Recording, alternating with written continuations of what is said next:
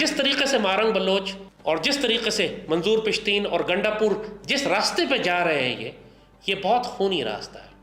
یہ اپنے صوبوں کو سب سے پہلے مروائیں گے، یہ بلوچوں کو مروائے گی، وہ پشتونوں کو مروائیں گے، اور ہاتھ کسی کے کچھ بھی نہیں آئے گا۔ پاکستان کا تو یہ کچھ بھی نہیں بگاڑ سکتے، کیونکہ یہ پاکستان سایہ خدائے ذوالجلال میں ہے، اور اس سے پیار کرنے والے کروڑوں یہاں بیٹھے ہوئے ہیں جو سر دھڑ کی بازی لگائیں گے اس پاکستان کی حفاظت کے لیے اور ان یہودیوں اور ہندوؤں کے دلالوں سے اس کو محفوظ رکھنے کے لیے۔ لہٰذا یہ کسی خوش فہمی میں نہ رہے کہ یہ پشتونستان بنا لیں گے تو بلوچستان آزاد کر لیں گے۔ ان کا باپ بھی کچھ نہیں کر سکتا ہے۔